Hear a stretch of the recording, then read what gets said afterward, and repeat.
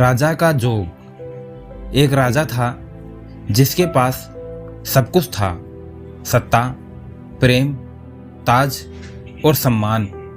फिर भी एक दिन उसने सब कुछ छोड़ दिया सिर्फ जोग के लिए। क्या कोई यूं ही साधु बनता है?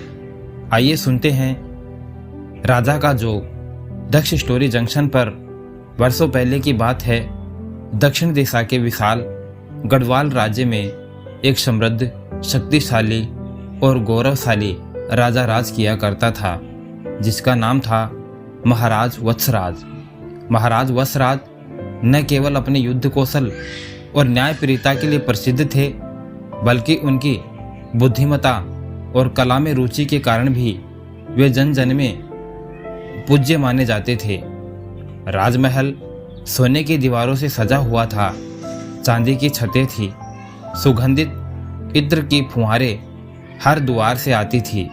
नर्तकियां, कवि, वैद्य, ज्योतिषी सब उनके दरबार में उपस्थित रहते थे।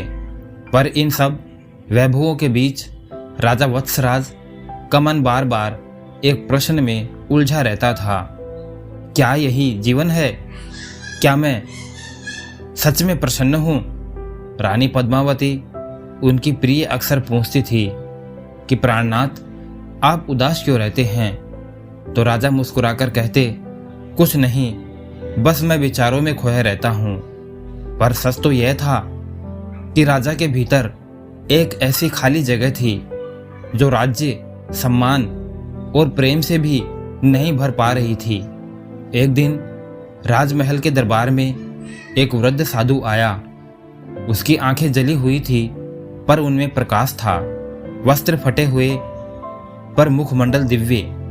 राजा ने उसे आदरपूर्वक बैठाया और पूछा, महाराज, आप कौन हैं? साधु मुस्कुराया और कहा, मैं वो हूँ जो सब कुछ त्याग चुका है और वो भी पाया है जिसे सब खोजते हैं।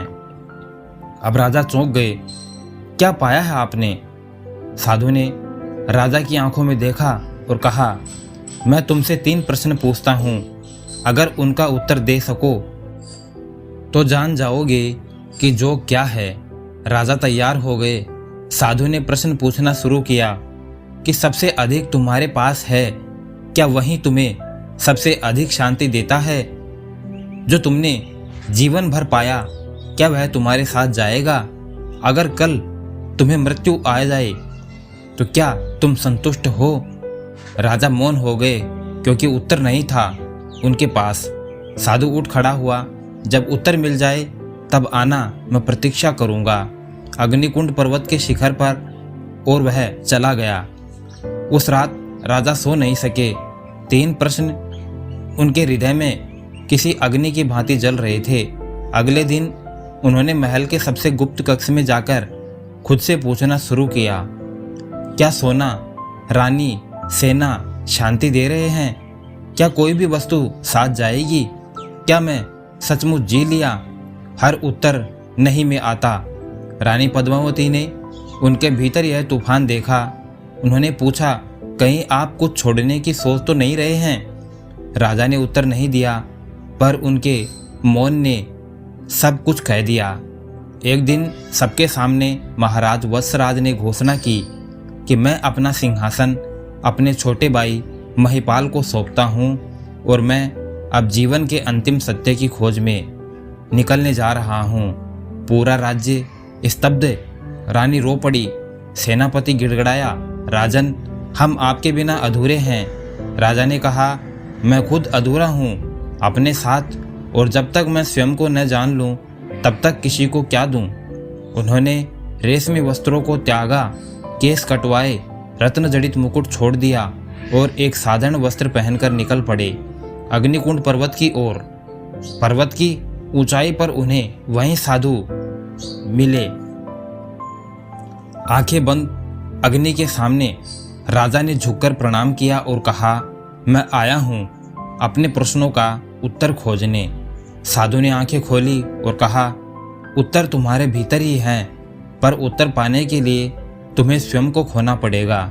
और तब शुरू हुआ असली जोग। साधना, तप, मौन ध्यान और त्याग। वर्षों बीत गए, राजा अब राजा नहीं रहे। लोग उन्हें विरक्त बाबा कहने लगे, पर उनकी आंखों में अब वह शांति थी जो एक सम्राट की आंखों में कभी नहीं थी। एक दिन एक युवक साधु के पास आया और बोला, बाबा, आप ही वत्सराज है ना? मेरा नाम आरव है, मैं आपके राज्य का नागरिक था। मैं जानना चाहता हूँ कि आपने ऐसा क्यों किया। साधु मुस्कुराया और कहा, क्योंकि मैंने जाना कि सबसे बड़ी जीत है स्वयं पर जीत, सबसे बड़ा राजमहल है हृदय का संतोष, और सबसे बड़ा ताज है आत्मा का जोग। युवक ने फिर पूछा, पर क्या आपको कभी अपने फैसले पर पछतावा नहीं हुआ? साधु ने शांत स्वर में कहा, राजा बनने के लिए युद्ध जीतना पड़ता है, साधु बनने के लिए स्वयं से हारना पड़ता है, और सबसे बड़ा निर्णय वही होता है जो आत्मा की पुकार से लिया जाए, चाहे वह दुनिया को पागलपन ही क्यों न लगे। राजा वत्सराज ने अंत समय तक किसी को नहीं बताया कि वे कौन हैं। वे एक दिन ध्यान में लीन हुए और वहीं समाधि में लीन हो गए। पर अग्निकुंड पर्वत की उस गुफा के बाहर एक शिला है जिस पर लिखा है, यहाँ एक राजा साधु बना और एक साधु ने अपने भीतर राज बना लिया।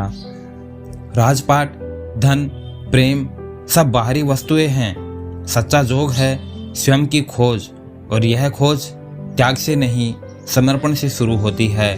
तो दोस्तों, अगर यह कहानी आपके दिल को छू गई हो तो कमेंट करें कि मैं भी अपने भीतर का राजा जगाना चाहता हूँ, और इस वीडियो को उन सबके साथ शेयर करें जो आज भी बाहर के ताज में भीतर की शांति ढूंढ रहे हैं। और ऐसी ही ज्ञानवर्धक कहानियाँ पढ़ने और सुनने के लिए चैनल को सब्सक्राइब करें। धन्यवाद।